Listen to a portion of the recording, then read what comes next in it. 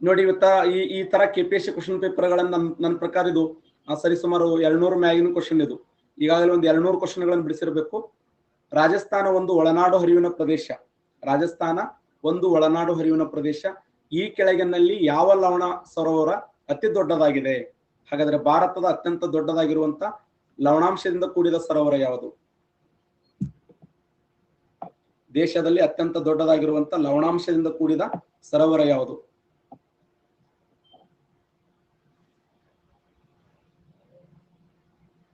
ದೇಶದಲ್ಲಿ ಅತ್ಯಂತ ದೊಡ್ಡದಾಗಿರುವಂತ ಲವಣಾಂಶದಿಂದ ಕೂಡಿದ ಸರೋವರ ಯಾವ್ದಂದ್ರ ಎಕ್ಸಲೆಂಟ್. ಸರಿಯಾದಂತ ಉತ್ತರ ಸಾಂಬಾರ ಸರೋವರ. ನೋಡಿ, ಸಾಂಬಾರ ಸರೋವರ. ಸಾಂಬಾರ ಸರೋವರ. ರಾತ್ರಿ ಸಮಯದಲ್ಲಿ ಚಳಿಗಾಲದಲ್ಲಿ ಹೆಪ್ಪುಗಟ್ಟುವ ಸರೋವರ ಯಾವುದು? ಭಾರತ ದೇಶದಲ್ಲಿ ಚಳಿಗಾಲದಲ್ಲಿ ಎಕ್ಸಲೆಂಟ್. ರೂಪಾ ಅವರೇ ಕರೆಕ್ಟ್ ಆನ್ಸರ್. ದಾಲ್ ಸರೋವರ. ನೋಡಿ, ದಾಲ್ ಸರೋವರ. ದಾಲ್ ಸರೋವರ ಇದೆಯಲ್ಲ, ಇದು ವಿಶೇಷ ಏನು ಅಂತಂದ್ರ ಚಳಿಗಾಲದಲ್ಲಿ ಹೆಪ್ಪುಗಟ್ಟುವ ಸರೋವರ. ಚಳಿಗಾಲದಲ್ಲಿ ಹೆಪ್ಪುಗಟ್ಟುವ ಸರೋವರ ಯಾವಂದ್ರ ದಾಲ್ ಸರೋವರ. ನಮ್ಮ ದೇಶದ ಅತ್ಯಂತ ದೊಡ್ಡದ ಸಿಹಿನೀರಿನ ಸರೋವರ ಅಂದ್ರ ಉಲಾರ್ ಸರೋವರ. ಅತಿ ದೊಡ್ಡ ಎರಡನೇ ಸಿಹಿನೀರಿನ ಸರೋವರ ಅಂದ್ರ ದಾಲ್ ಸರೋವರ. ಭಾರತದ ಅತಿ ದೊಡ್ಡ ಸಿಹಿನೀರಿನ ಸರೋವರ ಉಲಾರ್ ಆದ್ರೆ ಎರಡನೇ ಸಿಹಿನೀರಿನ ಸರೋವರ ಯಾವ್ದಂದ್ರ ದಾಲ್ ಸರೋವರ. Very very important question. ನೋಡಿ, ಡೆಗಾನ್ ಸರೋವರ, ಕುಚ್ಮನ್ ಸರೋವರ, ದಿಡ್ವಾನ್ ಸರೋವರ. ಅದರಲ್ಲಿ ಸಾಂಬಾರ ಸರೋವರ ಇದೆಯಲ್ಲ, ನಮ್ಮ ದೇಶದಲ್ಲಿ ಅತ್ಯಂತ ದೊಡ್ಡದಾಗಿರುವಂತ ಉಪ್ಪು ನೀರಿನ ಸರೋವರ, ಲವಣಯುಕ್ತವಾಗಿರುವಂತ ಸರೋವರ ಅಂತ ಗುರುತಿಸ್ತೀವಿ. ಸಾಂಬಾರ್ ಲೇಕ್. ಪಶ್ಚಿಮ ಬಂಗಾಳದ ರಾಣಿಗಂಜ್ ಅನ್ನುವಂತ ಸ್ಥಳ ಇದೆಯಲ್ಲ, ನೋಡಿ KPSC ಕ್ವಶನ್ ಅಂತ ಕೇಳಿದ್ದಾನೆ. ರಾಣಿಗಂಜ್ ಕಲ್ಲಿದ್ದಲುಗಳು ಟಿಮ್ ಮತ್ತು ಟಿಮ್ ಬಗೆಯ ಅಧಿಕ ತೇವಾಂಶ ಅಧಿಕ ಆವಿಶೀಲ, ಅಧಿಕ ತೇವಾಂಶ ಕಡಿಮೆ ಆವಿಶೀಲ, ಅಧಿಕ ತೇವಾಂಶ ಅಧಿಕ ಆವಿಶೀಲ, ಕಡಿಮೆ ತೇವಾಂಶ ಅಧಿಕ ಆವಿಶೀಲ, ಕಡಿಮೆ ತೇವಾಂಶ ಕಡಿಮೆ ಆವಿಶೀಲ. ಟಿಮ್ ಮತ್ತು ಟಿಮ್ ಬಗೆ ಅಂತ ಕೊಟ್ಟಾನ ಕ್ವಶನ್. ಕಡಿಮೆ ಫಸ್ಟ್ ಟೈಮ್ ಕೇಳಿದವರಿಗೆ ಕನ್ಫ್ಯೂಸ್ ಆಗ್ತದೆ.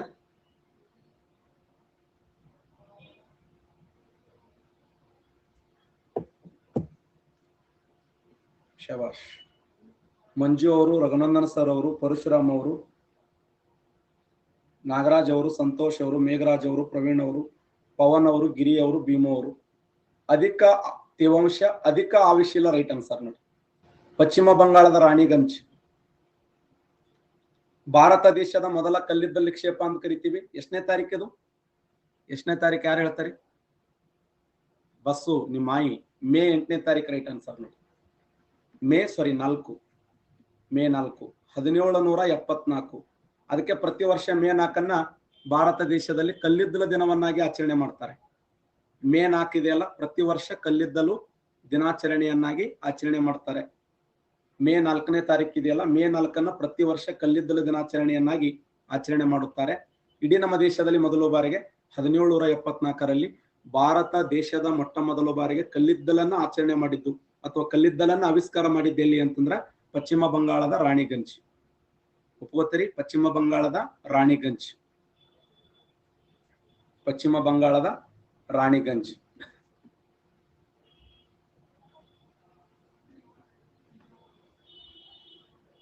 ಕೆಳಗಿನ ಅಣೆಕಟ್ಟುಗಳನ್ನು ಜೋಡಿಸಿ ಅಂತ ಕ್ವಶನ್ ಇದೆ. ಇದು ಹಿರಾಕುಡ್ಡ ಅಣೆಕಟ್ಟು, ತೀನಾ ಅಣೆಕಟ್ಟು, ಪೊಂಗಾ ಅಣೆಕಟ್ಟು, ಸಲಾಲ್ ಅಣೆಕಟ್ಟು. ಸಲಾಲ್ ಯೋಜನೆ.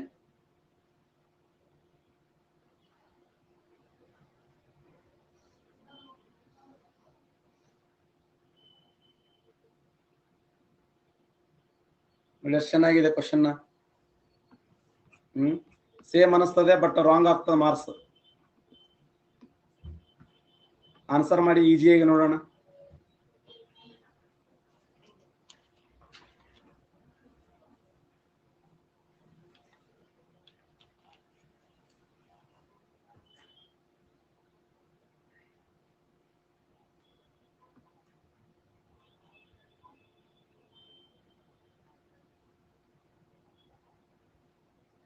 ಒಂದೇದ ರೈಟ್ ಆನ್ಸರ್. ನೋಡಿ, ಪೊಂಗಾ ಅಣೆಕಟ್ಟು ಬಿಯಾಸ್ ನದಿಗೆ ಅಡ್ಡಲಾಗಿ.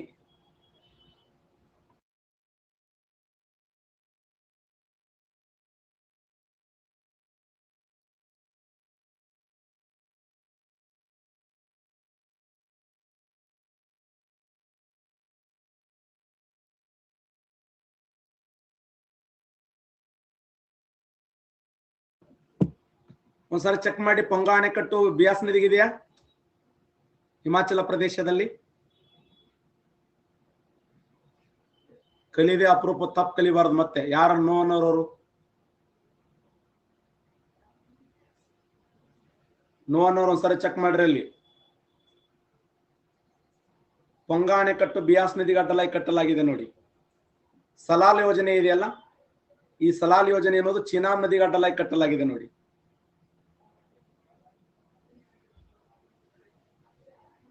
ಇನ್ನ ಇವೆರಡು ಸೇಮ್ ಅದಾವೆ, ಇವಕ್ಕರು ಚಿಂತೆ ಮಾಡೋ ಅವಶ್ಯಕತೆ. ಹಿರಾಕುಡ್ಡ ಅಣೆಕಟ್ಟು ಮಹಾನದಿಗೆ ಅಡ್ಡಲಾಗಿ, ತೀನಾ ಅಣೆಕಟ್ಟು ರಾವಿ ನದಿಗೆ ಅಡ್ಡಲಾಗಿ. ಓಕೆನಾ?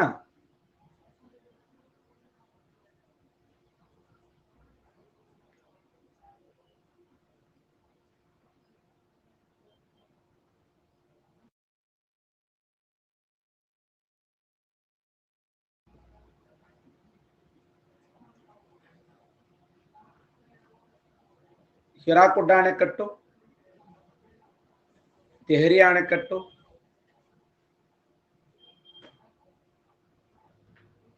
ಓಂಕಾರೇಶ್ವರ ಅಣೆಕಟ್ಟು,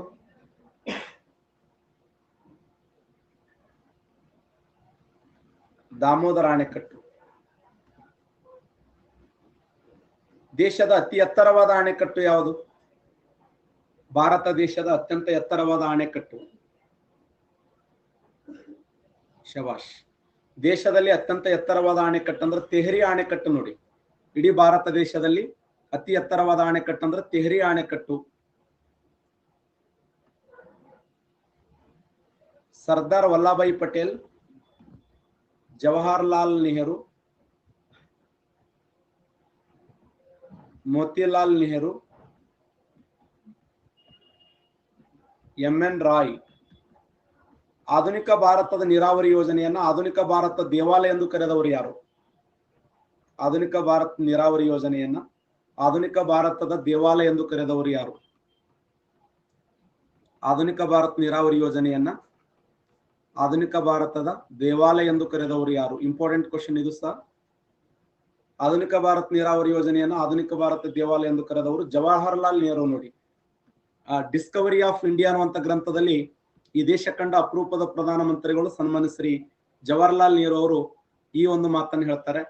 1948ರಲ್ಲಿ ಅವರು ಬರೆದ ಪ್ರಸಿದ್ಧವಾಗಿರುವಂತ ಗ್ರಂಥ ಯಾವುದಂದ್ರೆ ಡಿಸ್ಕವರಿ ಆಫ್ ಇಂಡಿಯಾ ಅನ್ನುವಂಥ ಗ್ರಂಥ. ಆ ಗ್ರಂಥದಲ್ಲಿ ಈ ಮಾತನ್ನ ಹೇಳಿದ್ರು. ಯಾರು? ನಿಮ್ ಪೌಣೆ ಅನ್ನೋರು. ನಮ್ ಪೌಣೆ ಹಾಕತ್ತಾರವರು.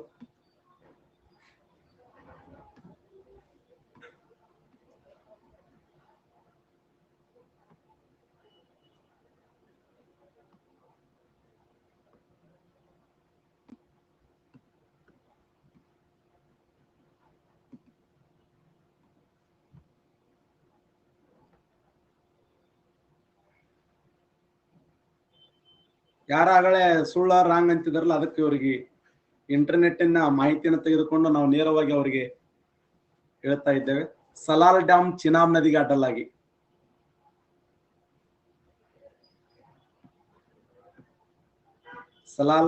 ಸಲಾಲ್ ಡ್ಯಾಮ್ ಅದಲ್ಲ, ಚಿನಾಬ್ ನದಿಗೆ ಅಡ್ಡಲಾಗಿ.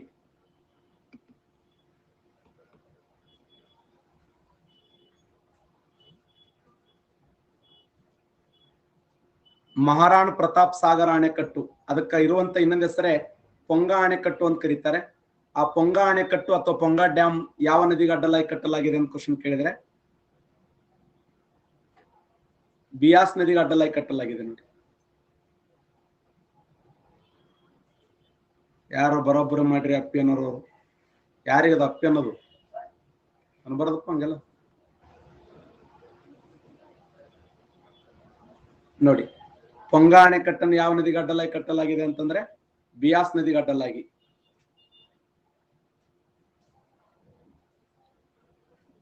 ಪೊಂಗಾ ಅಣೆಕಟ್ಟು ಬಿಯಾಸ್ ನದಿಗೆ ಅಡ್ಡಲಾಗಿ. ಓಕೆನಾ?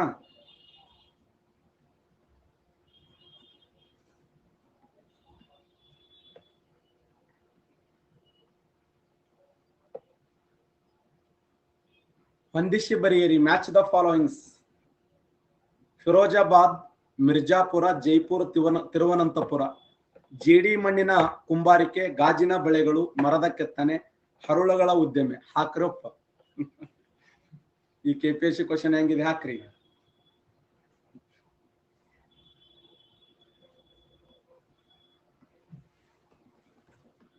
ಆನ್ಸರ್ ಮಾಡ್ತಾರಿ.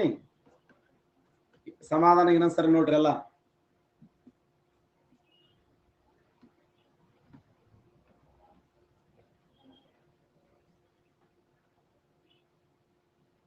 ಫಿರೋಜಾಬಾದ, ಮಿರ್ಜಾಪುರ, ಜೈಪುರ, ತಿರುವನಂತಪುರ.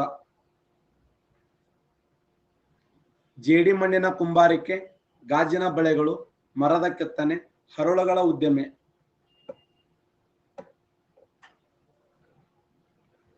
ಸರಿಯಾದಂತ ಉತ್ತರ ಒಂದನೇದ್ ರೈಟ್ ಆನ್ಸರ್ ನೋಡಿ. ಒಂದನೇದಿದೆಯಲ್ಲ ಸರಿಯಾದಂತ ಉತ್ತರ. ಫಿರೋಜಾಬಾದ್ ಅನ್ನುವುದು ಗಾಜಿನ ಬೆಳೆಗಳಿಗೆ ಫೇಮಸ್ ಆಗಿದೆ. ಮಿರ್ಜಾಪುರ ಅನ್ನುವುದು ಜೇಡಿ ಮಣ್ಣಿನ ಕುಂಬಾರಿಕೆಯು ಫೇಮಸ್ ಆಗಿದೆ. ಜೈಪುರ್ ಅನ್ನೋದು ಹರಳು ಉದ್ಯಮಗಳಿಗೆ ಫೇಮಸ್ ಆದ್ರೆ ತಿರುವನಂತಪುರ ಇದೆಯಲ್ಲ ಇದು ಮರದ ಕೆತ್ತನೆಗೆ ಫೇಮಸ್ ಆಗಿರುವಂತದ್ದು.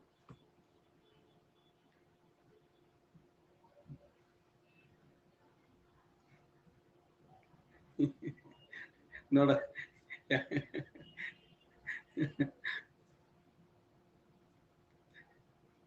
ಫಿರೋಜಾಬಾದ್ ಅನ್ನೋದು ಗಾಜಿನ ಬಳೆಗಳಿಗೆ ಫೇಮಸ್ ಆಗಿದೆ. ಮಿರ್ಜಾಪುರ ಅನ್ನೋದು ಜೇಡಿ ಮಣ್ಣಿನ ಕುಂಬಾರಿಕೆಗೆ ಫೇಮಸ್ ಆಗಿದೆ. ಜೈಪುರ್ ಅನ್ನೋದು ಹರಳುಗಳ ಉದ್ಯಮ ಫೇಮಸ್ ಆಗಿದೆ. ಇನ್ನ ತಿರುವನಂತಪುರ ಅನ್ನೋದು ಮರದ ಕೆತ್ತನೆಗೆ ಫೇಮಸ್ ಆಗಿದೆ. ಯಾರು ಸಾಕಾಗಿದೆ ಅನ್ನೋರವರು.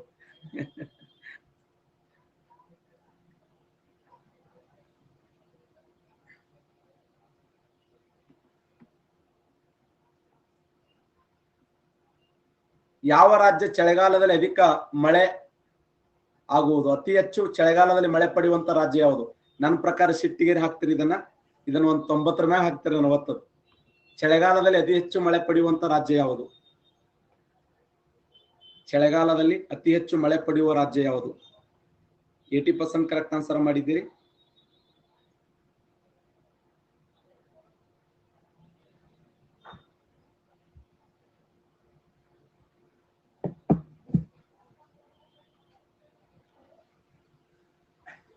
ಸರಿಯಾದಂತ ಉತ್ತರ ತಮಿಳುನಾಡು ನೋಡಿ. ಚಳಿಗಾಲದಲ್ಲಿ ಮಳೆ ಪಡೆಯುವ 2 ರಾಜ್ಯಗಳು ಯಾವುವು? ಎಕ್ಸಲೆಂಟ್. ಪಂಜಾಬ್ ಮತ್ತು ತಮಿಳುನಾಡು ನೋಡಿ. ಪಂಜಾಬ್ ಯಾವ ಶಾಖೆಯಿಂದ ಮಳೆ ಪಡೀತದೆ? ಪಂಜಾಬ್ ಯಾವ ಶಾಖೆಯಿಂದ ಮಳೆ ಪಡೀತದೆ? ಎಕ್ಸಲೆಂಟ್. ಮೆಡಿಟೇರಿಯನ್ ಶಾಖೆಯಿಂದ ಮಳೆ ಪಡೀತದೆ. ಪಂಜಾಬ್ ಮೆಡಿಟೇರಿಯನ್ ಶಾಖೆಯಿಂದ ಮಳೆ ಪಡೆದರೆ ತಮಿಳುನಾಡು ಯಾವ ಶಾಖೆಯಿಂದ ಮಳೆ ಪಡೀತದ? ಬಂಗಾಳ ಕೊಲ್ಲಿಯ ಶಾಖೆಯಿಂದ ಮಳೆ ಪಡೀತದೆ ನೋಡಿ. ಬಂಗಾಳ ಕೊಲ್ಲಿಯ ಶಾಖೆಯಿಂದ ಮಳೆ ಪಡೆಯುತ್ತದೆ.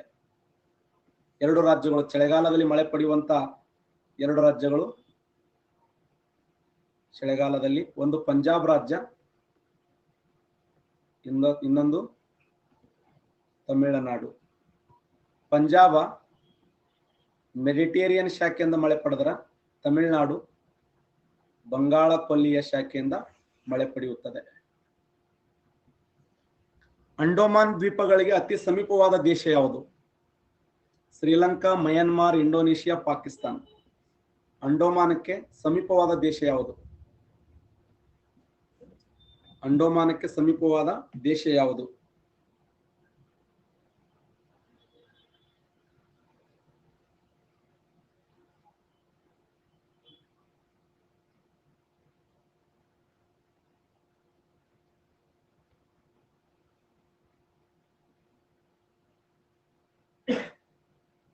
ಅಂಡೋಮಾನಕ್ಕೆ ಸಮೀಪವಾದ ದೇಶ ಯಾವುದು?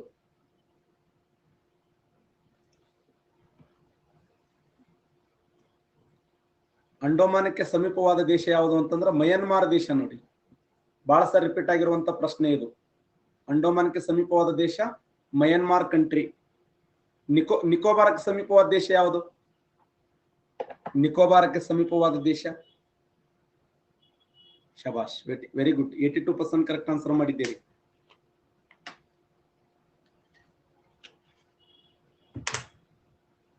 ಇಂಡೋನೇಷಿಯಾ ನೋಡಿ. ನಿಕೋಬಾರಕ್ಕೆ ಸಮೀಪವಾದ ದೇಶ ಅಂದ್ರೆ ಇಂಡೋನೇಷಿಯಾ. ಅಂಡೋಮಾನ್ಗೆ ಸಮೀಪವಾದ ದೇಶ ಅಂತಂದ್ರೆ ಮಯನ್ಮಾರ್. ಹೌದಲ್ಲೋ? ಅಂಡೋಮಾನ್ ನಿಕೋಬಾರವನ್ನು ಬೇರ್ಪಡಿಸುವ ಕಾಲುವೆ ಯಾವುದು? Deccan passage, 9 degree channel, 8 degree channel, 10 degree channel. Andaman ನಿಕೋಬಾರಗಳನ್ನು ಬೇರ್ಪಡಿಸುವ ಕಾಲುವೆ 2017 KPSC excise sub inspector question paper ತೆಗೆದು ನೋಡಿ, ಅಲ್ಲಿದೆ ನೋಡಿ ಕ್ವಶನ್. ಅಂಡೋಮಾನ್ ಮತ್ತು ನಿಕೋಬಾರಗಳನ್ನು ಬೇರ್ಪಡಿಸುವ ಕಾಲುವೆ ಯಾವ್ದಂದ್ರ ಅಂಡೋಮಾನ್ ನಿಕೋಬಾರಗಳನ್ನು ಬೇರ್ಪಡಿಸುವ ಕಾಲುವೆ 10 ಡಿಗ್ರಿ ಚಾನಲ್ ನೋಡಿ. 10 ಡಿಗ್ರಿ ಚಾನಲ್. ಮಂಜು ಅವರು, ಪವನ್ ಅವರು, ಮೇಘರಾಜ್ ಅವರು, ಪವನ್ ಅವರು, ಸದ್ದಾಮ್ ಅವರು, ಕವಿತಾ ಪಾಟೀಲ್ ಅವರು, ಆರ್ಕೇಶಿ ಅವರು, ನರಸಪ್ಪ ಅವರು, ನಾಗರಾಜ್ ಅವರು, ಯುವಶ್ರೀ ಅವರು. 10 ಡಿಗ್ರಿ ಚಾನಲ್ ನೋಡಿ. ಅಂಡೋಮಾನ್ ಮತ್ತು ನಿಕೋಬಾರಗಳನ್ನು ಬೇರ್ಪಡಿಸುವ ಕಾಲುವೆ 10 ಡಿಗ್ರಿ ಚಾನಲ್. ದಕ್ಷಿಣ ಅಂಡೋಮಾನ್ ಮತ್ತು ಚಿಕ್ಕ ಅಂಡೋಮಾನ್ಗಳನ್ನು ಬೇರ್ಪಡಿಸುವ ಕಾಲುವೆ ದಕ್ಷಿಣ ಅಂಡೋಮಾನ್ ಮತ್ತು ಚಿಕ್ಕ ಅಂಡೋಮಾನ್ಗಳನ್ನು ಬೇರ್ಪಡಿಸುವ ಕಾಲುವೆ ದಕ್ಷಿಣ ಅಂಡೋಮಾನ್ ಮತ್ತು ಚಿಕ್ಕ ಅಂಡೋಮಾನ್ಗಳನ್ನು ಬೇರ್ಪಡಿಸುವ ಕಾಲುವೆ ಯಾವುದಂದ್ರ ಡೆಂಕನ್ ಪ್ಯಾಸೇಜ್ ನೋಡಿ. ಡೆಂಕನ್ ಪ್ಯಾಸೇಜ್. ದಕ್ಷಿಣ ಅಂಡೋಮಾನ್ ಮತ್ತು ಚಿಕ್ಕ ಅಂಡೋಮಾನ್ಗಳನ್ನು ಬೇರ್ಪಡಿಸುವ ಕಾಲುವೆ ದಕ್ಷಿಣ ಅಂಡೋಮಾನ್ ಚಿಕ್ಕ ಅಂಡೋಮಾನ್ಗಳನ್ನು ಬೇರ್ಪಡಿಸುವ ಕಾಲುವೆ ಯಾವಂದ್ರ ಡೆಂಕನ್ ಪ್ಯಾಸೇಜ್. ಡೆಂಕನ್ ಪ್ಯಾಸೇಜ್ ರೈಟ್ ಆನ್ಸರ್ ನೋಡಿ. ಡೆಂಕನ್ ಪ್ಯಾಸೇಜ್. ಇದು ನೇರವಾದ ಪ್ರಶ್ನೆ. ಮೋಡವು ಯಾವುದರ ಕಲೀಲ್ ಪ್ರಸರಣವಾಗಿದೆ? ನೀರಿನ ಪ್ರಸರಣದ ಮಾಧ್ಯಮದ ಮಂಜು, ಗಾಳಿಯ ಪ್ರಸರಣದ ಮಾಧ್ಯಮದಲ್ಲಿರುವ ಇಬ್ಬನಿ, ನೀರಿನ ಪ್ರಸರಣ ಮಾಧ್ಯಮದಲ್ಲಿರುವ ಗಾಳಿ, ಗಾಳಿಯ ಪ್ರಸರಣ ಮಾಧ್ಯಮದಲ್ಲಿರುವ ನೀರಿನ ಹನಿಗಳು. Very important question. ಮೋಡ ಇದೆಯಲ್ಲ, ಮೋಡ ಯಾವುದರದ್ದು? ನೀರಿನ ಪ್ರಸರಣ ಮಾಧ್ಯಮದಲ್ಲಿರುವ ಮಂಜು, ಗಾಳಿಯ ಪ್ರಸರಣ ಮಾಧ್ಯಮದಲ್ಲಿರುವ ಇಬ್ಬನಿ, ನೀರಿನ ಪ್ರಸರಣ ಮಾಧ್ಯಮದಲ್ಲಿ ಗಾಳಿ, ಗಾಳಿಯ ಪ್ರಸರಣ ಮಾಧ್ಯಮದಲ್ಲಿರುವ ನೀರಿನ ಹನಿಗಳು. ಮೋಡ ಅಂದ್ರೆ ಯಾವುದು?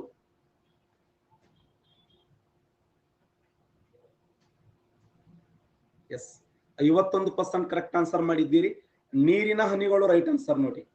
ಎಲ್ಲಿ? ಗಾಳಿಯ ಪ್ರಸರಣ ಮಾಧ್ಯಮದಲ್ಲಿ. ನಿಮ್ಗೆ ಹೇಳಿ ನಾನು ಸಾಕಷ್ಟು ಬಾರಿ, ಮೋಡವನ್ನ ಹೊತ್ಕೊಂಡು ಹೋಗ್ತದೆ. ಮೋಡ ಅಂದ್ರೆ ಏನು? ಸರಿ, ಮಾರುತಗಳು ಏನು ಮಾಡ್ತಾವ? ಮೋಡ ಹೊತ್ಕೊಂಡು ಹೋಗ್ತಾವ. ಈ ಪಶ್ಚಿಮ ಬಂಗಾಳದಿಂದ ಮತ್ತೆ ಬಂಗಾಳ ಕೊಲ್ಲಿಯ ಶಾಖೆಯಿಂದ ಮತ್ತು ಈ ಒಂದು ಅರಬ್ಬಿ ಸಮುದ್ರ ಶಾಖೆಯಿಂದ ಮೋಡಗಳು ಮಾರುತಗಳು ಹೋಗುವಾಗ ಸುಮ್ಮ ಹೊಂಟಿರ್ತದೆ ತಮ್ಮ ಪಾಡಿಗವು. ಅವಾಗ ಅರಬ್ಬಿ ಸಮುದ್ರ ಬಂಗಾಳ ಕೊಲ್ಲಿ ಮಾತಾಡಿಸ್ತದ, ಮಾರುತಪ್ಪ ಮಾರುತಪ್ಪ ಎಲ್ಲಿ ಹೊಂಟಿ ಅಂದಾಗ ಅವು ಕೇಳ್ತಾವ, ಯಾರೋ ನೀ ಅಂತಾವ್. ನಿಮ್ಗೆ ಹೇಳಿ ನಮ್ಮ. ಹಾಗಾದ್ರೆ ಮಾರುತಪ್ಪ ಅಂದ್ರೆ ಯಾರು ಇಲ್ಲಿ? ಗಾಳಿ. ಗಾಳಿ ಏನ್ ಮಾಡ್ತದ? ನೀರಿನ ಹನಿಗಳ ಹೊತ್ಕೊಂಡು ಹೋಗ್ತದ. ಮೋಡ ಅಂದ್ರೆ ಏನು? ಸೂರ್ಯನ ಕಿರಣಗಳು ಸಾಗರ, ಸಮುದ್ರ, ಸರೋವರಗಳ ಮೇಲೆ ನೇರವಾಗಿ ಬಿದ್ದಾಗ ಅಲ್ಲಿ ನೀರು ಆವಿಯಾಗುತ್ತದೆ. ಆವಿಯಾಗಿ ವಾಯುಮಂಡಲ ಸಂಯೋಜನೆ ಹೊಂದಿ ಆರ್ದ್ರತೆಯಾಗಿ ಮೋಡ ಆಗುತ್ತದೆ. ಆ ಮೋಡ ತನ್ನ ಭಾರವನ್ನು ತಾಳಿಕೊಳ್ಳಲಾರದೆ ಹನಿ ಹನಿಯಾಗಿ ಭೂಮಿಗೆ ಅಪ್ಪಳಿಸುವುದ ಮಳೆ. ನೀರಿನ ಹನಿಗಳೇ ಮಂಜು. ಮಂಜುಗಡ್ಡೆ ಅಂದ್ರೆ ಏನು? ಮೋಡ ಅಂದ್ರೆ ಏನು? ಆ ನೀರಿನ ಹನಿಗಳು. ಹಾಗಾದ್ರೆ ಗಾಳಿಯ ಪ್ರಸರಣ ಮಾಧ್ಯಮದಲ್ಲಿರುವ ನೀರಿನ ಹನಿಗಳಿಗೆ ಮೋಡ ಅಂತ ಕರೀತಾರೆ. ನಮಗ್ ಗರಿಷ್ಠ ಮಳೆ ತರುವ ಮೋಡಗಳು ಯಾವುವು? ನಮಗ್ ಗರಿಷ್ಠ ಮಳೆ ತರುವ ಮೋಡಗಳು ನಿಂಬೋ ಸ್ಟ್ರಾಟೋ ಕ್ಲೌಡ್ಸ್ ನೋಡಿ. ವೃಷ್ಟಿ ರಾಶಿ ಮೋಡಗಳು, ನಿಂಬೋ ಸ್ಟ್ರಾಟೋ ಕ್ಲೌಡ್ಸ್. ಇದು ಒಟ್ಟ ನೆನಪಾರಬಾರದು ನೀವು. ನಿಂಬೋ ಸ್ಟ್ರಾಟೋ ಕ್ಲೌಡ್ಸ್ ಅಂದ್ರು ಒಂದೇ, ವೃಷ್ಟಿ ರಾಶಿ ಮೋಡಗಳಂದ್ರು ಒಂದೇ. ಹೈಯೆಸ್ಟ್ ಮಳೆ ತರುವಂತ ಮೋಡಗಳಾಗಿದ್ದಾವೆ. ನಮಗೆ ಗರಿಷ್ಠ ಪ್ರಮಾಣದಲ್ಲಿ ಮಳೆ ತರುವ ಮೋಡಗಳು ಯಾವಂದ್ರ ವೃಷ್ಟಿ ರಾಶಿ ಮೋಡಗಳು ಅಂತ ಹೇಳಿ ಗುರುತಿಸ್ತೀವಿ.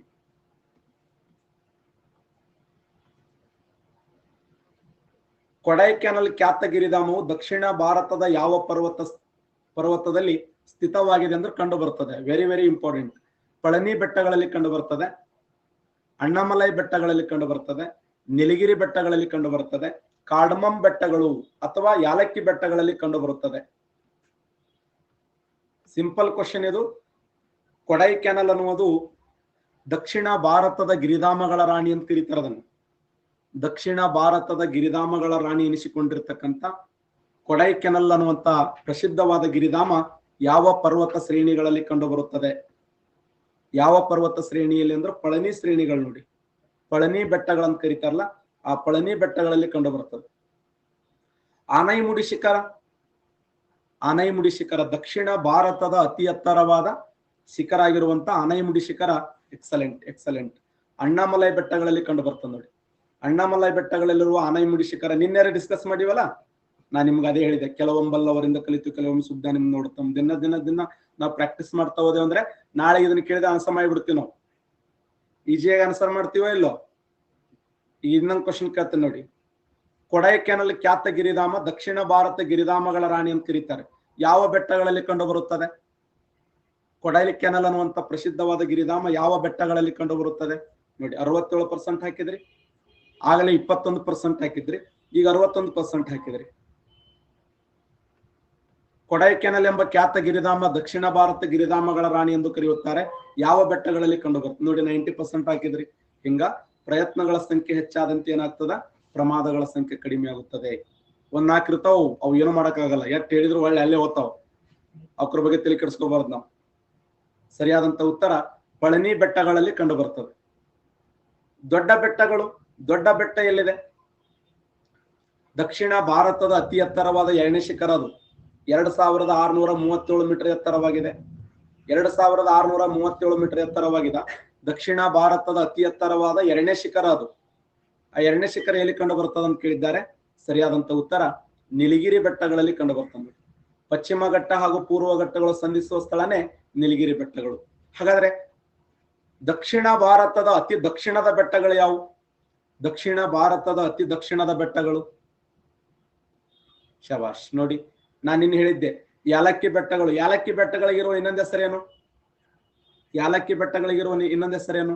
ನಿನ್ನೆ ನೆನಪಿದೆಯಾ? ನಿನ್ನೆ ಇದನ್ನ ಡಿಸ್ಕಸ್ ಮಾಡಿದ್ದೆವು. ಕಾರ್ಡಮಮ್ ಬೆಟ್ಟಗಳು. ಪಳನಿ ಬೆಟ್ಟ, ಅಣ್ಣಾಮಲೈ ಬೆಟ್ಟ, ಕಾರ್ಡಮಮ್ ಬೆಟ್ಟ ಅಂತ ನಿನ್ನೆ ನೆನಪಿದೆ? ನಿನ್ನೆ ಹೇಳಿ ನೋಡಿ ಇದೊಂದು ಕ್ವಶನ್. ಕಾರ್ಡಮಮ್ ಬೆಟ್ಟಗಳು.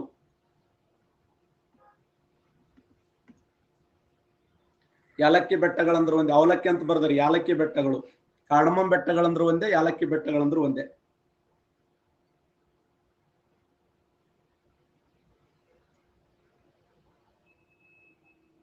ಉದಕಮಂಡಲ ಅಥವಾ ಊಟಿ ಎಂಬ ಸುಂದರವಾದ ಗಿರಿಧಾಮ ಎಲ್ಲಿದೆ? ಉದಕಮಂಡಲ ಅಥವಾ ಊಟಿ ಎಂಬ ಸುಂದರವಾದ ಗಿರಿಧಾಮ, ಶಬಾಷ್. ಉದಕಮಂಡಲ ಅಥವಾ ಊಟಿ ಎಂಬ ಸುಂದರವಾದ ಗಿರಿಧಾಮ ಎಲ್ಲಿದೆ ಅಂದ್ರ ನೀಲಗಿರಿ ಬೆಟ್ಟಗಳಲ್ಲಿ ಕಂಡು ಬರ್ತದೆ. ಉದಕಮಂಡಲ ಅಥವಾ ಊಟಿ ಎಂಬ ಸುಂದರವಾದ ಗಿರಿಧಾಮ ಎಲ್ಲಿದೆ ಅಂದ್ರ ನೀಲಗಿರಿ ಬೆಟ್ಟಗಳಲ್ಲಿ ಕಂಡು ಬರುತ್ತದೆ. ನೀಲಗಿರಿ ಬೆಟ್ಟಗಳಲ್ಲಿ ಕಂಡು ಬರುತ್ತದೆ. ಈ ನೀಲಗಿರಿ ಪಶ್ಚಿಮ ಘಟ್ಟ ಹಾಗೂ ಪೂರ್ವ ಘಟ್ಟಗಳ ಸಂಧಿಸುವ ಸ್ಥಳ ನೀಲಗಿರಿ ಬೆಟ್ಟ. ಈ ನೀಲಗಿರಿ ಬೆಟ್ಟಗಳಲ್ಲಿ ಉದಕಮಂಡಲ ಅಥವಾ ಊಟಿ ಅನ್ನುವಂತ ಸುಂದರವಾದ ಗಿರಿಧಾಮ ಕಂಡು ಬರುತ್ತದೆ. ಮಯನ್ಮಾರದೊಂದಿಗೆ ಸಾಮಾನ್ಯ ಗಡಿಯನ್ನ ಹೊಂದಿರುವಂತ ಭಾರತದ ರಾಜ್ಯಗಳು ಯಾವುವು? Important question. ಮಯನ್ಮಾರ ದೇಶ ಇದೆಯಲ್ಲ, ಆ ಮಯನ್ಮಾರ ದೇಶದೊಂದಿಗೆ ಸಾಮಾನ್ಯ ಗಡಿಯನ್ನು ಹೊಂದಿರುವಂತ ಭಾರತದ ರಾಜ್ಯಗಳು: ಮಿಜೋರಾಂ, ಮಣಿಪುರ್, ನಾಗಾಲ್ಯಾಂಡ್, ಅರುಣಾಚಲ ಪ್ರದೇಶ್. ಮಿಜೋರಾಂ, ತ್ರಿಪುರಾ, ಮೇಘಾಲಯ, ಅಸ್ಸಾಂ. ಮಿಜೋರಾಂ, ಮಣಿಪುರ್, ತ್ರಿಪುರಾ, ಮೇಘಾಲಯ. ಮಿಜೋರಾಂ, ಮಣಿಪುರ್, ತ್ರಿಪುರಾ, ಅರುಣಾಚಲ ಪ್ರದೇಶ್.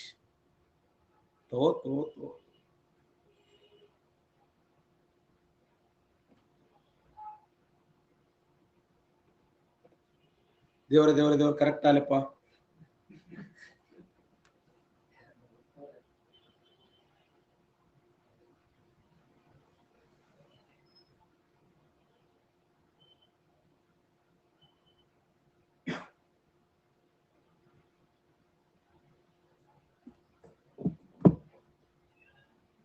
ಇಪ್ಪತ್ತೈದಕ್ಕೆ 25 ಮೇಘರಾಜ್ ಅವರು, ಸದ್ದಾಮ್ ಅವರು, ಪ್ರವೀಣ್ ಎಚ್ ಅವರು, ಕವಿತಾ ಪಾಟೀಲ್ ಅವರು, ಮಂಜು, ನಾಗರಾಜ್ ಎಂ ಅವರು, ನರಸಪ್ಪ ಅವರು, ಆರ್ಕೆಶಿ ಅವರು, ಯುವಶ್ರೀ ಅವರು, ಭೀಮು ಅವರು. ಸರಿಯಾದಂತ ಉತ್ತರ ನಾನು ನಿಮ್ಗೆ ಸಾಕಷ್ಟು ಬಾರಿ ಹೇಳಿನಿ. ಫಸ್ಟ್ ಅರುಣಾಚಲ ಪ್ರದೇಶ ಕಂಡು ಬರ್ತದೆ, ಆಮೇಲೆ ನಾಗಾಲ್ಯಾಂಡ್, ಅದಾದ್ಮೇಲೆ ಮಣಿಪುರ, ಅದಾದ್ಮೇಲೆ ಮಿಜೋರಾಂ. ಅನುಕ್ರಮವಾಗಿ 4 ರಾಜ್ಯಗಳಲ್ಲಿ ಈ ಒಂದು ವಿಶೇಷವಾದ ಈಶಾನ್ಯ ಬೆಟ್ಟಗಳು, ಅರುಣಾಚಲ ಪ್ರದೇಶದಲ್ಲಿ ಪಟಕಾಯಿ ಬೂಮ್ ಬೆಟ್ಟಗಳು, ನಾಗಾಲ್ಯಾಂಡದಲ್ಲಿ ನಾಗಾ ಬೆಟ್ಟಗಳು, ಮಣಿಪುರದ ಮಣಿ ಬೆಟ್ಟಗಳು, ಮಿಜೋರಾಮದಲ್ಲಿ ಮಿಜೋ ಬೆಟ್ಟಗಳು. ಹೌದಾ ಅಲ್ಲ? ಈ 4 ರಾಜ್ಯಗಳು ಏನು ಮಾಡಿದ್ದಾವಂದ್ರ ಮಯನ್ಮಾರ ದೇಶ. ಮಯನ್ಮಾರ್ ಅಂದ್ರು ಒಂದೇ, ಬರ್ಮಾ ಅಂದ್ರು ಒಂದೇ. ಮಯನ್ಮಾರ್ಕ್ಕಿರುವ ಇನ್ನೊಂದು ಹೆಸರೇ ಬರ್ಮಾ. ಆ ಬರ್ಮಾ ದೇಶ, ಮಯನ್ಮಾರ ದೇಶ ಈ ಕೆಳಗಿನ ಯಾವ ರಾಜ್ಯಗಳೊಂದಿಗೆ ತನ್ನ ಗಡಿಯನ್ನು ಹಂಚಿಕೊಂಡಿದೆ ಅಂದ್ರ ಅರುಣಾಚಲ ಪ್ರದೇಶ್, ನಾಗಾಲ್ಯಾಂಡ್, ಮಣಿಪುರ್ ಮತ್ತು ಮಿಜೋರಾಂ. ಈ 4 ರಾಜ್ಯಗಳೊಂದಿಗೆ ತನ್ನ ಗಡಿಯನ್ನು ಹಂಚಿಕೊಂಡಿದೆ. ಬಾರಮ್ಮ ಆಗ್ತದ? ಬಾರಮ್ಮ ಆಗಲ್ಲ, ಏನೋ ಆಗ್ತದ ಸುಮ್ಸುಮ್ ನೀವು. ಅನ್ನ ಅಮ್ಮ ಆಗ್ತದ? ಅನ್ನ ಅಮ್ಮ. ಅರುಣಾಚಲ ಪ್ರದೇಶ್, ನಾಗಾಲ್ಯಾಂಡ್, ಮಣಿಪುರ್, ಇನ್ನೊಂದ ಯಾವುದು?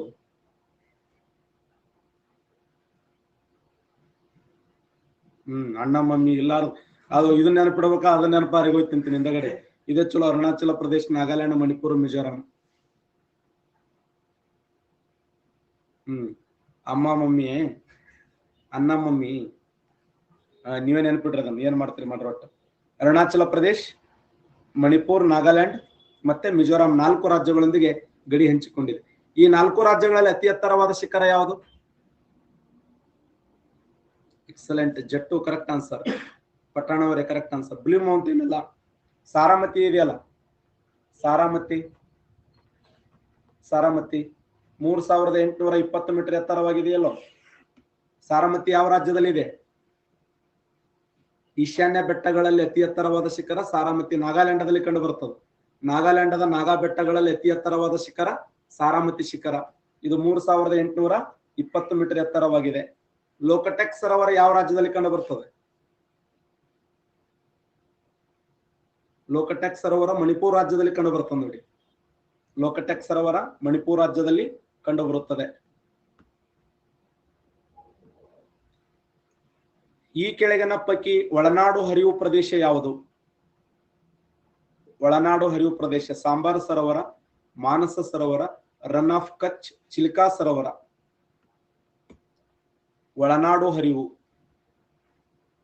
ಒಳನಾಡು ಹರಿವು, ಒಳನಾಡು ಹರಿವು. ಈ ಕೆಳಗಿನ ಪೈಕಿ ಒಳನಾಡು ಹರಿವು ಪ್ರದೇಶ ಯಾವುದಂತ ಕ್ವಶನ್ ಆಗಿದೆ. Very important question. ಒಳನಾಡು ಹರಿವು ಯಾವುದು ಅಂತಂದ್ರೆ run of Kutch right answer ನೋಡಿ. ರನ್ ಆಫ್ ಕಚ್ ಇದೆಯಲ್ಲ ಸರಿಯಾಗಿರುವಂತ ಉತ್ತರ. ಈ ಕೆಳಗಿನ ಯಾವುದು ಆ ಒಳನಾಡು ಹರಿವು ಪ್ರದೇಶ ಹೊಂದಿದೆ ಅಂದ್ರೆ ರನ್ ಆಫ್ ಕಚ್.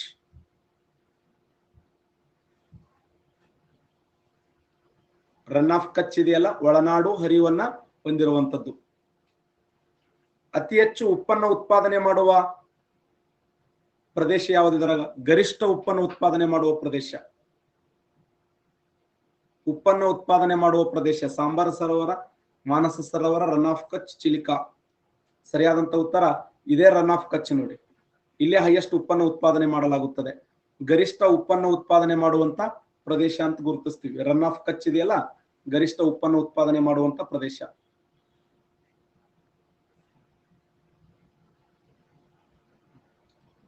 ತಾರಾಪುರ, ನರೋರ, ಕಲ್ಪಕ್ಕಂ, ಕಕ್ರಪಾರ ತಮಿಳುನಾಡು, ಗುಜರಾತ್, ಮಹಾರಾಷ್ಟ್ರ, ಉತ್ತರ ಪ್ರದೇಶ. ಪಟ್ಟಿ 1 ಪಟ್ಟಿ 2 ಹೊಂದಿಸಿ ಬರೆದಾಗ match the followings. Correct answer ಮಾಡ್ತೀರಿ? ಆನ್ಸರ್ ಮಾಡ್ತೀರಿ? ತಾರಾಪುರ, ನರೋರ, ಕಲ್ಪಕ್ಕಂ, ಕಕ್ರಪಾರ ತಮಿಳುನಾಡು,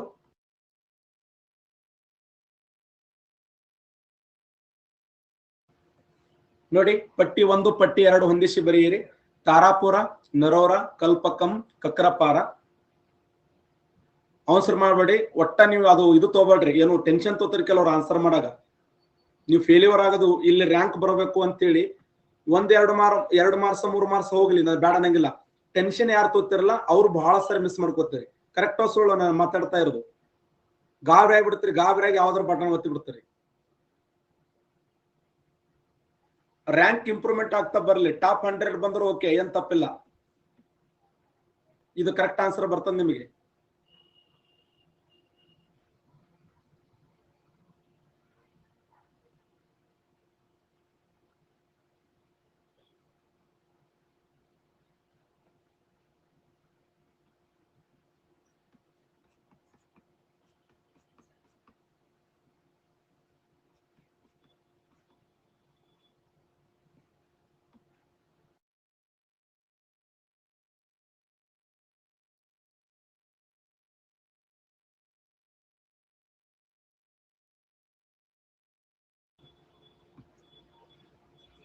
ಮೇಘರಾಜ್ ಅವರು, ಸದ್ದಾಮ್ ಅವರು, ಮಂಜು ಅವರು, ನರಸಪ್ಪ ಅವರು, ಯುವಶ್ರೀ ಅವರು, ನಾಗರಾಜ್ ಅವರು, ಬೀರು ಅವರು, ಅಮೋಲ್ ಅವರು, ರಾಮ್ ಎಂ ಅವರು, ಕವಿತಾ ಪಾಟೀಲ್ ಅವರು.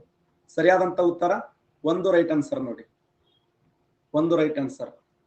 ತಾರಾಪುರ ಅನ್ನುವಂಥದ್ದು ಎಲ್ಲಿ ಕಂಡು ಬರುತ್ತೆ? ಮಹಾರಾಷ್ಟ್ರದಲ್ಲಿ ಕಂಡು ಬರುತ್ತದೆ. ಇನ್ನು ನರೋರ ಅನ್ನುವಂಥದ್ದು ಉತ್ತರ ಪ್ರದೇಶದಲ್ಲಿ ಕಂಡು ಬರುತ್ತದೆ. ಕಲ್ಪಕಂ ಅನ್ನುವಂಥದ್ದು ತಮಿಳುನಾಡಲ್ಲಿ, ಕಕ್ರಪಾರ ಗುಜರಾತ್ ರಾಜ್ಯ. ಕರ್ನಾಟಕ ರಾಜ್ಯದಲ್ಲಿ ಎಕ್ಸಲೆಂಟ್. ಕೈಗಾ ಯಾವ ನದಿಯ ದಡದ ಮೇಲೆ? ಯಾವ ನದಿಯ ದಡದ ಮೇಲೆ? ಕಾಳಿ ನದಿ ಎಡಭಾಗನೋ ಬಲಭಾಗನೋ?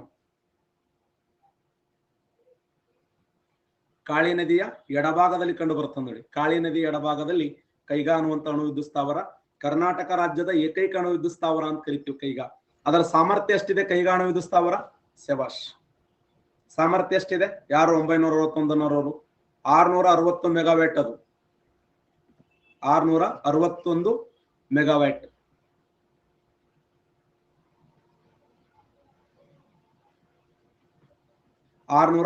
ಮೆಗಾವ್ಯಾಟ್ ನೋಡಿ. 660 ಮೆಗಾವ್ಯಾಟ್ ರೈಟ್ ಆನ್ಸರ್.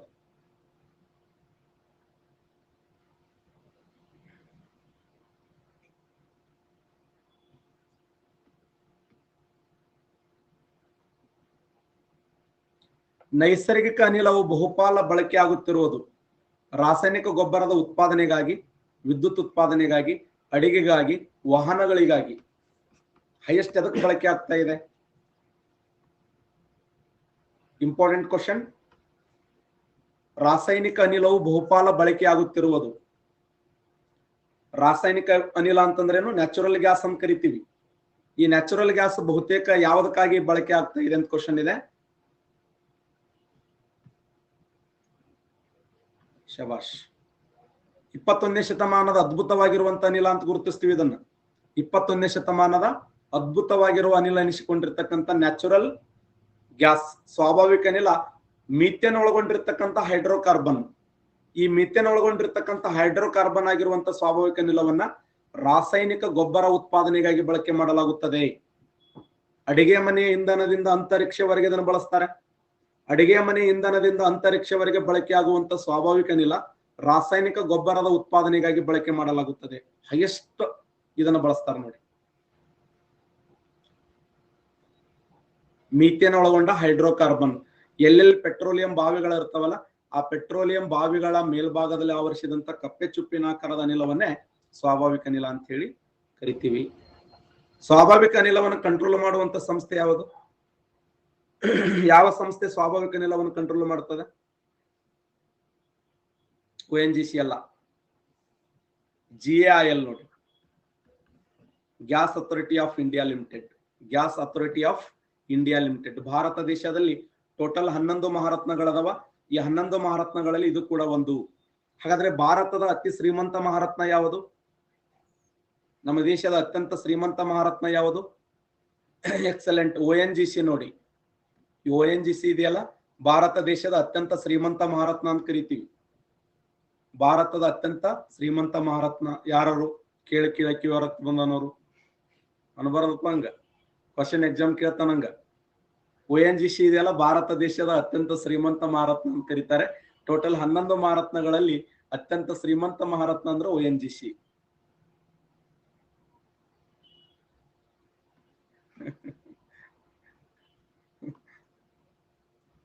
ಭಾರತೀಯ ಸೈನ್ಯವು ಲೇಹನಲ್ಲಿರುವ ಹಳ್ಳಿಗಳಿಗೆ ಸಂಪರ್ಕ ಕಲ್ಪಿಸುವ 260 ಅಡಿ ಉದ್ದದ ಮೈತ್ರಿ ಸೇತುವೆಯನ್ನ ಯಾವ ನದಿಯ ಮೇಲೆ ನಿರ್ಮಿಸಿದೆ? ನೋಡಿ ಎಂತ ಕ್ವಶನ್ ಇದೆ, ಇಂಪಾರ್ಟೆಂಟ್ ಕ್ವಶನ್.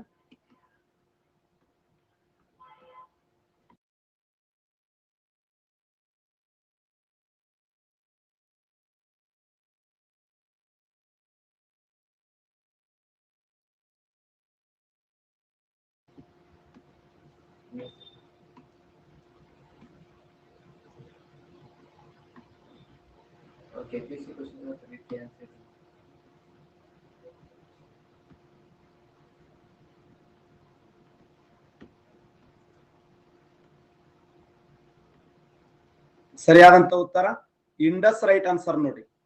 ಭಾರತೀಯ ಸೈನ್ಯವು ಲೇಹನಲ್ಲಿರುವ ಹಳ್ಳಿಗಳಿಗೆ ಸಂಪರ್ಕ ಕಲ್ಪಿಸಲು 260 ಅಡಿ ಉದ್ದದ ಮೈತ್ರಿ ಸೇತುವೆಯನ್ನ ಯಾವ ನದಿಯ ಮೇಲೆ ನಿರ್ಮಿಸಲಾಗಿದೆ ಅಂದ್ರೆ ಇಂಡಸ್, ಸಿಂಧೂ ನದಿಯ ಮೇಲೆ ನಿರ್ಮಿಸಲಾಗಿದೆ. ಇಂಡಸ್, ಆ ಸಿಂಧೂ ನದಿಯ ಮೇಲೆ ಲೇಹ ಅನ್ನುವಂತ ಒಂದು ವಿಶಿಷ್ಟವಾಗಿರುವಂತ ಸೇತುವೆಯನ್ನ ನಿರ್ಮಿಸಲಾಗಿದೆ. ಇದು KPSC ಕ್ವಶನ್. ಕಿಸನ್ ಗಂಗಾ ಅನ್ನುವುದು ಯಾವ ನದಿಯ ಉಪನದಿಯಾಗಿದೆ? ಕಿಸನ್ ಗಂಗಾ ಅನ್ನುವಂಥದ್ದು ಯಾವ ನದಿಯ ಉಪನದಿಯಾಗಿದೆ ಅಂತ ಎಕ್ಸಾಮ್ ಕ್ವಶನ್ ಆಗಿದೆ.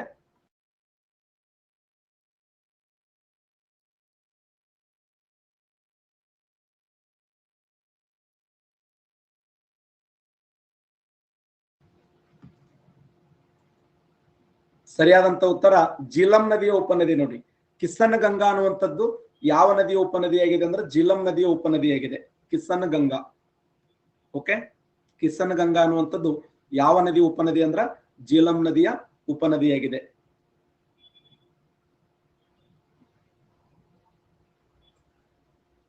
ಭಾರತದ ಪ್ರಥಮ ಅಂತರ್ಜಲ ರೈಲು ಯೋಜನೆ ಎಲ್ಲಿ ಪ್ರಾರಂಭಿಸಬೇಕೆಂದು ಉದ್ದೇಶಿಸಲಾಗಿದೆ?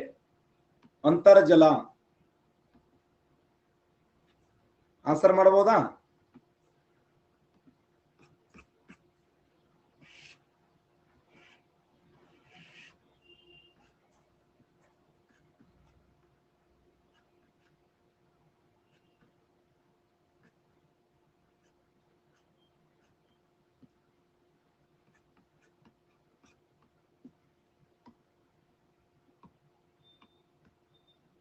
ಭಾರತದ ಪ್ರಥಮ ಅಂತರ್ಜಲ ರೈಲು ಯೋಜನೆಯನ್ನ ಎಲ್ಲಿ ಪ್ರಾರಂಭಿಸಬೇಕೆಂದು ಉದ್ದೇಶಿಸಲಾಗಿದೆ? ಆಲ್ರೆಡಿ ಪ್ರಾರಂಭ ಮಾಡಿದ್ದಾರೆ ಇದನ್ನು. ಕಲ್ಕತ್ತಾ, ಪಶ್ಚಿಮ ಬಂಗಾಳ. Right answer. ನೋಡಿ, ಪಶ್ಚಿಮ ಬಂಗಾಳದ ಕಲ್ಕತ್ತಾ ಇದೆಯಲ್ಲ, ಸರಿಯಾದಂತ ಉತ್ತರ ಪಶ್ಚಿಮ ಬಂಗಾಳದ ಕಲ್ಕತ್ತಾ.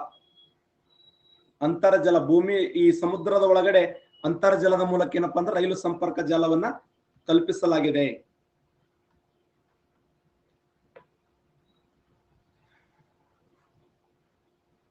ಟೂರಿಯಲ್ ಜಲವಿದ್ಯುತ್ ಯೋಜನೆ ಕೇಂದ್ರವು ಈ ರಾಜ್ಯದಲ್ಲಿ ಸ್ಥಾಪನೆಯಾಗಿದೆ. ಯಾವ ರಾಜ್ಯದಲ್ಲಿ ಸ್ಥಾಪನೆಯಾಗಿದೆ ಅದು? ನಾಗಾಲ್ಯಾಂಡದಲ್ಲಿ, ಮಿಜೋರಾಮದಲ್ಲಿ, ಅಸ್ಸಾಮದಲ್ಲಿ, ಮೇಘಾಲಯದಲ್ಲಿ. 37% ಕರೆಕ್ಟ್ ಆನ್ಸರ್ ಮಾಡಿದ್ದೀರಿ. Mizoram right answer. ನೋಡಿ, ಮಿಜೋರಾಂ ಸರಿಯಾದಂತ ಉತ್ತರ. ಭಾರತದ ಪ್ರಥಮ ಬಾಹ್ಯಾಕಾಶ ವಸ್ತು ಸಂಗ್ರಹಾಲಯವನ್ನ ಎಲ್ಲಿ ಉದ್ಘಾಟಿಸಲಾಯಿತು?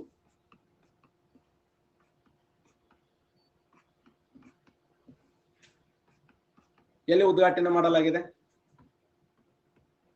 ಕೊಚ್ಚಿಯಲ್ಲಿ, ಚೆನ್ನೈದಲ್ಲಿ, ಬೆಂಗಳೂರಲ್ಲಿ, ಹೈದರಾಬಾದ್ದಲ್ಲಿ. ಯಾವ ಸ್ಥಳದಲ್ಲಿ? ಭಾರತದ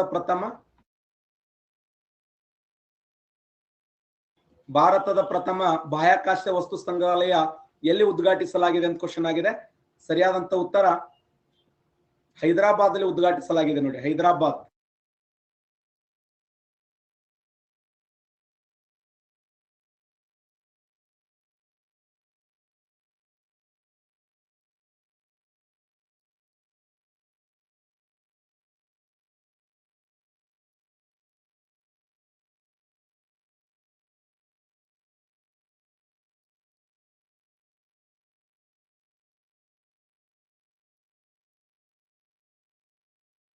ಸರಿಯಾದಂತ ಉತ್ತರ ಹೈದರಾಬಾದ್ ರೈಟ್ ಆನ್ಸರ್. ನೋಡಿ, ಹೈದರಾಬಾದ್ ಇದೆಯಲ್ಲ, ಭಾರತದ ಪ್ರಥಮ ಬಾಹ್ಯಾಕಾಶ ವಸ್ತು ಸಂಗ್ರಹಾಲಯವನ್ನ ಎಲ್ಲಿ ಉದ್ಘಾಟಿಸಲಾಯಿತು ಅಂದ್ರೆ ಹೈದರಾಬಾದ್ ಅಲ್ಲಿ. ಸಾಲಮರದ ತಿಮ್ಮಕ್ಕ ಅವರಿಗೆ ಪ್ರದಾನ ಮಾಡಲಾದ ನಾಗರಿಕ ಪ್ರಶಸ್ತಿ ಕೆಳಗಿನಲ್ಲಿ ಯಾವುದು?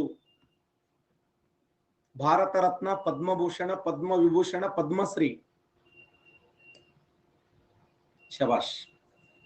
ಸರಿಯಾದಂತ ಉತ್ತರ ಸಾಲಮರದ ತಿಮ್ಮಕ್ಕ ಅವರಿಗೆ ಪ್ರದಾನ ಮಾಡಲಾದ ನಾಗರಿಕ ಪ್ರಶಸ್ತಿಗೆ ಈ ಕೆಳಗಿನ ಯಾವುದು? ಸರಿಯಾದಂತ ಉತ್ತರ right answer Padmashri right answer. ನೋಡಿ, ಪದ್ಮಶ್ರೀ.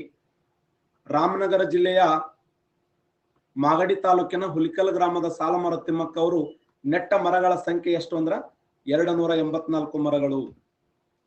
284 ಮರಗಳನ್ನು ನೆಡುವುದರ ಮೂಲಕ ಆ ಮರಗಳನ್ನೇ ತನ್ನ ಮಕ್ಕಳಂತ ಜೋಪಾನ ಮಾಡಿದ್ರು.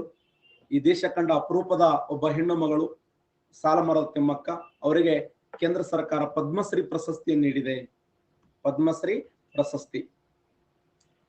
ಇತ್ತೀಚೆಗೆ ಕರ್ನಾಟಕದ ಈ ಕೆಳಗಿನ ಯಾವುದಕ್ಕೆ GI ಟ್ಯಾಗ್ ಭೌಗೋಳಿಕ ಸೂಚಕ ಮಾನ್ಯತೆ ನೀಡಲಾಯಿತು?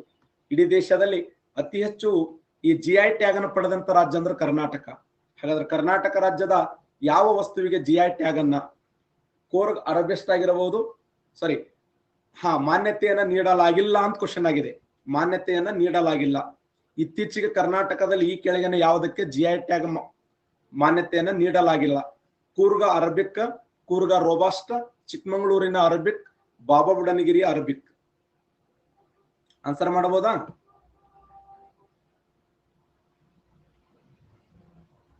ಎಕ್ಸಲೆಂಟ್. ಪವನ್ ಅವರೇ, ಮಂಜು ಅವರೇ, ಎಸ್ ಜಯಕ್ ಅವರೇ ಕರೆಕ್ಟ್ ಆನ್ಸರ್. ಕೂರ್ಗ ರೋಬಾಸ್ಟ್ ತಳಿ ರೈಟ್ ಆನ್ಸರ್ ನೋಡಿ.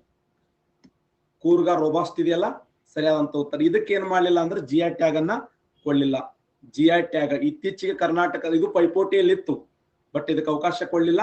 ಇತ್ತೀಚೆಗೆ ಕರ್ನಾಟಕದಲ್ಲಿ ಈ ಕೆಳಗಿನ ಯಾವುದಕ್ಕೆ ಜಿಐ ಟ್ಯಾಗ್ ಮಾನ್ಯತೆ ನೀಡಲಾಗಿಲ್ಲ ಅಂದ್ರೆ ಕೂರ್ಗ ರೋಬಾಸ್ಟ್ ಅನ್ನುವಂತ ತಳಿ, ಅದಕ್ಕೆ ಮಾನ್ಯತೆ ನೀಡಲಿಲ್ಲ. ಭಾರತದ ಪರ್ಯಾಯ ದ್ವೀಪ ಪ್ರದೇಶ ಅತ್ಯಂತ ದೊಡ್ಡದಾದ ನದಿ ವ್ಯವಸ್ಥೆ ಯಾವುದು? Important question. ಅತ್ಯಂತ ದೊಡ್ಡದಾದ ನದಿ ವ್ಯವಸ್ಥೆ ಅಂದ್ರೆ ಏನ್ ನಾವು ರಿವರ್ ಬೇಸಿನ್ ಅಂತ ಕರಿತೀವಲ್ಲ, ಅತ್ಯಂತ ದೊಡ್ಡದಾಗಿರುವಂತ ಒಳಚರಂಡಿ ಅಥವಾ ರಿವರ್ ಬೇಸಿನ್ ಅಥವಾ ಏನು ನದಿ ಪಾತ್ರೆ ಅಂತ ಹೇಳಿ ಗುರುತಿಸ್ತೀವಿ. ಮಹಾನದಿ, ಕಾವೇರಿ, ನರ್ಮದಾ, ಗೋದಾವರಿ. ದಕ್ಷಿಣ ಭಾರತದ ಅತ್ಯಂತ ಉದ್ದವಾದ ನದಿ ಗೋದಾವರಿ. ಇದೇ ನದಿನ ಏನಪ್ಪಾ ಅಂದ್ರೆ ಭಾರತದ ಪರ್ಯಾಯ ದ್ವೀಪದ ಅತ್ಯಂತ ದೊಡ್ಡದಾದ ನದಿ ವ್ಯವಸ್ಥೆ ಯಾವುದಂದ್ರೆ ಗೋದಾವರಿ. ಗೋದಾವರಿನೇ ಅತ್ಯಂತ ದೊಡ್ಡದಾಗಿರುವಂತ ನದಿ ವ್ಯವಸ್ಥೆಯನ್ನು ಹೊಂದಿದೆ.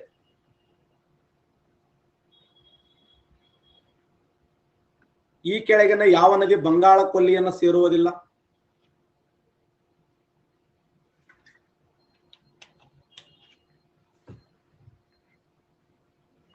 ಯಾವ ನದಿ ಬಂಗಾಳ ಕೊಲ್ಲಿಯನ್ನು ಸೇರುವುದಿಲ್ಲ ಅಂದ್ರ ನರ್ಮದಾ ನದಿ ಸೇರಂಗಿಲ್ಲ ನೋಡಿ. ಬಂಗಾಳ ಕೊಲ್ಲಿಯನ್ನು ಸೇರದೇ ಇರುವಂತ ನದಿ ಅಂದ್ರ ನರ್ಮದಾ ನದಿ. ಅರಬ್ಬಿ ಸಮುದ್ರ ಸೇರ್ತದೆ.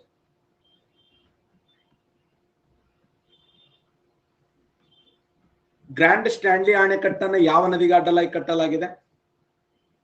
ಗ್ರ್ಯಾಂಡ್ ಸ್ಟ್ಯಾನ್ಲಿ ಅಣೆಕಟ್ಟನ್ನ ಯಾವ ನದಿಗೆ ಅಡ್ಡಲಾಗಿ ಕಟ್ಟಲಾಗಿದೆ? ಗ್ರ್ಯಾಂಡ್ ಸ್ಟ್ಯಾನ್ಲಿ ಅಣೆಕಟ್ಟನ್ನ ಯಾವ ನದಿಗೆ ಅಡ್ಡಲಾಗಿ ಕಟ್ಟಲಾಗಿದೆ ಅಂದ್ರೆ ಕಾವೇರಿ ನದಿಗೆ ಅಡ್ಡಲಾಗಿ ಕಟ್ಟಲಾಗಿದೆ ನೋಡಿ. ತಮಿಳುನಾಡಿನಲ್ಲಿ ಗ್ರ್ಯಾಂಡ್ ಸ್ಟ್ಯಾನ್ಲಿ ಅಣೆಕಟ್ಟನ್ನ ಕಾವೇರಿ ನದಿಗೆ ಅಡ್ಡಲಾಗಿ ಕಟ್ಟಲಾಗಿದೆ.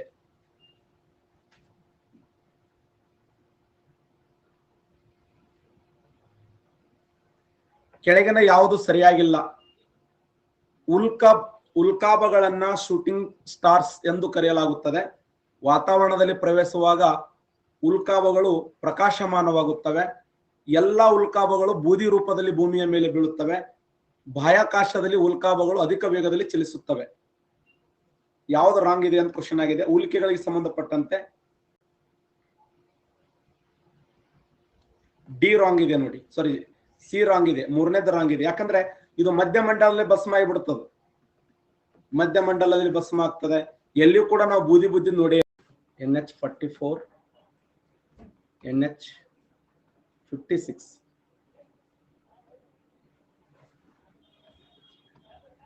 ಬೆಳಗಾವಿ ಮೇಲೆ ಹಾದು ಹೋಗುವ ರಾಷ್ಟ್ರೀಯ ಹೆದ್ದಾರಿ ಯಾವುದು?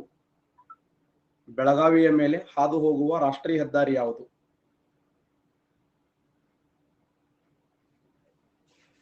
ಬೆಳಗಾವಿಯ ಮೇಲೆ ಹಾದು ಹೋಗುವ ರಾಷ್ಟ್ರೀಯ ಹೆದ್ದಾರಿ ಯಾವುದು?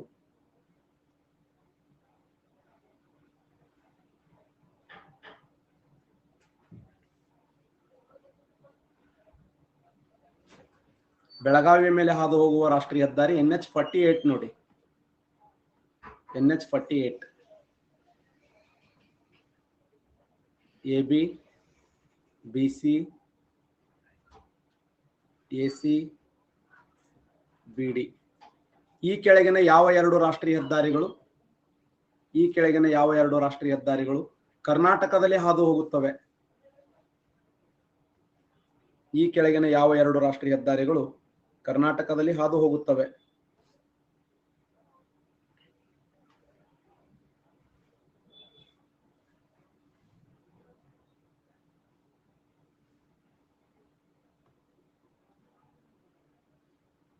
ಸರಿಯಾದಂತ ಉತ್ತರ NH48 ಹಾದು ಹೋಗ್ತದೆ, NH44 ಹಾದು ಹೋಗ್ತದೆ ನೋಡಿ. ಬೆಳಗಾವಿ ಮೂಲಕ ಹಾದು ಹೋಗುವ ರಾಷ್ಟ್ರೀಯ ಹೆದ್ದಾರಿ ಯಾವಂದ್ರ NH48 ಬೆಳಗಾವಿ ಮೂಲಕ, NH44 ಬೆಂಗಳೂರು ಮೂಲಕ ಹಾದು ಹೋಗ್ತದೆ.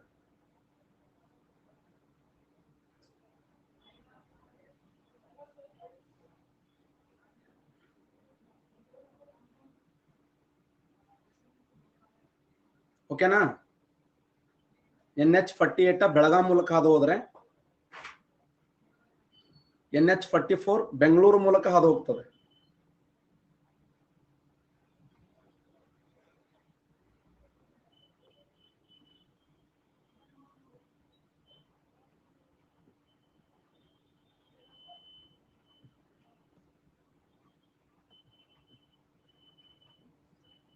ಈ ಕೆಳಗಿನ ಯಾವ ರಾಷ್ಟ್ರೀಯ ಹೆದ್ದಾರಿಯನ್ನ ಈ ಕೆಳಗಿನ ಯಾವ ರಾಷ್ಟ್ರೀಯ ಹೆದ್ದಾರಿಯು ಕರ್ನಾಟಕ ಭಾರತ ದೇಶದ ಅತಿ ಚಿಕ್ಕದಾದ ರಾಷ್ಟ್ರೀಯ ಹೆದ್ದಾರಿಯಾಗಿದೆ? ಭಾರತದ ಅತಿ ಚಿಕ್ಕದಾದ ರಾಷ್ಟ್ರೀಯ ಹೆದ್ದಾರಿ ಯಾವುದು? ಭಾರತದ ಅತಿ ಚಿಕ್ಕದಾದ ರಾಷ್ಟ್ರೀಯ ಹೆದ್ದಾರಿ ಯಾವುದು? ಭಾರತದ ಅತಿ ಚಿಕ್ಕದಾದ ರಾಷ್ಟ್ರೀಯ ಹೆದ್ದಾರಿ ಯಾವುದು? Very very important question. ಭಾರತದ ಅತಿ ಚಿಕ್ಕದಾದ ರಾಷ್ಟ್ರೀಯ ಹೆದ್ದಾರಿ NH40 NH66B ನೋಡಿ. ಇದರ ಮೊದಲ ಹೆಸರು NH47A ನೋಡಿ.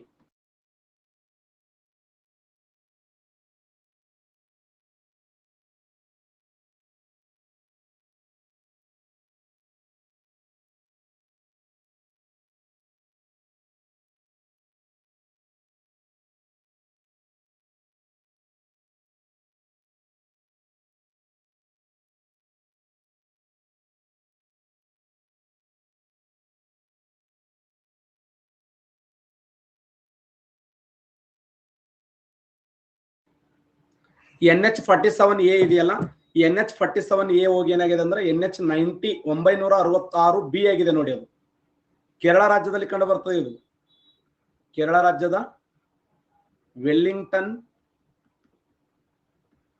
ಐಸ್ಲ್ಯಾಂಡಿನಿಂದ ಕೊಚ್ಚಿಯವರೆಗೆ ನೋಡಿ. ವೆಲ್ಲಿಂಗ್ಟನ್ ಐಸ್ಲ್ಯಾಂಡಿನಿಂದ ಕೊಚ್ಚಿಯವರೆಗೆ NH66 NH66B. ಮೊದಲು NH47A ಇತ್ತದು. ಆ NH47 ಹೋಗಿ NH966B ಆಗಿದೆ. ಇದು ವೆಲ್ಲಿಂಗ್ಟನ್ ಐಸ್ಲ್ಯಾಂಡಿನಿಂದ ಕೊಚ್ಚಿಯವರೆಗೆ ಕೇವಲ 5.9 ಕಿಲೋಮೀಟರ್ ಉದ್ದ ಇದೆ ನೋಡಿ.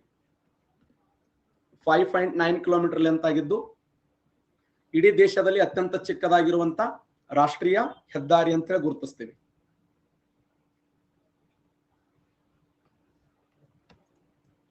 NH66B right answer. ಓಕೆ,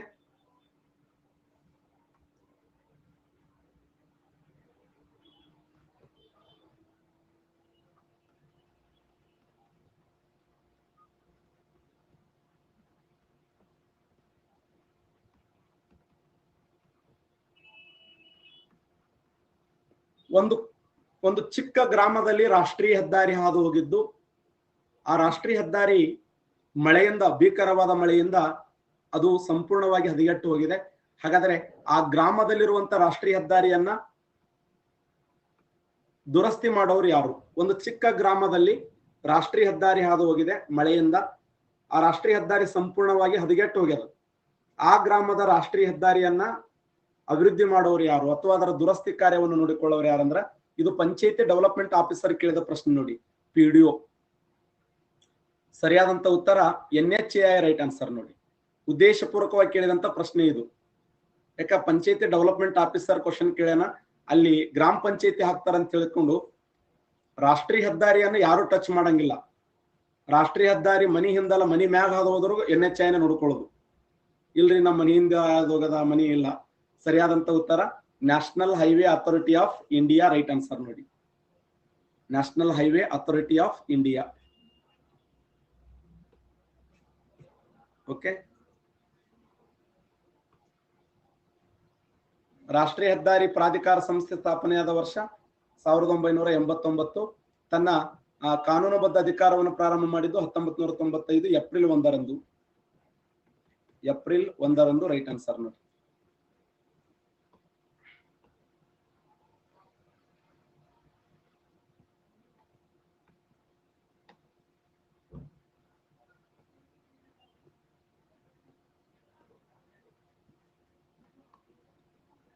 ಜೈ ಸಮುದ್ರ, ಫಿಫೆ, ಶಾಂತಿ ಸಾಗರ, ಲುನಾರ್. ದೇಶದ ಅತ್ಯಂತ ದೊಡ್ಡದಾದ ಕೆರೆ ಯಾವುದು? ಭಾರತ ದೇಶದ ಅತ್ಯಂತ ದೊಡ್ಡದಾಗಿರುವಂತ ಕೆರೆ ಯಾವುದು? ದೇಶದ ಅತಿ ದೊಡ್ಡ ಕೆರೆ ಯಾವುದು?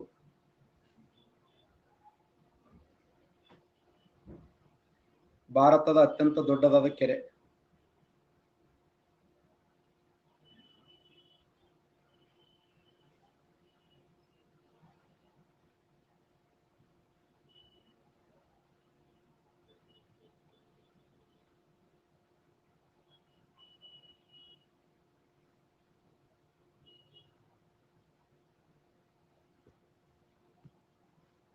ದೇಶದ ಅತಿ ದೊಡ್ಡ ಕೆರೆ ಯಾವುದು ಅಂತ ಕೇಳಿದ್ದಾರೆ.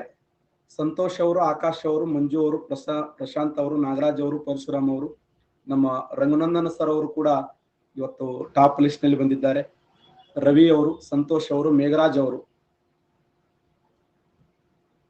ಮಹಾರಾಷ್ಟ್ರದ ಫಿಫೆ ರೈಟ್ ಆನ್ಸರ್ ನೋಡಿ. ಮಹಾರಾಷ್ಟ್ರದ ಫಿಫೆ.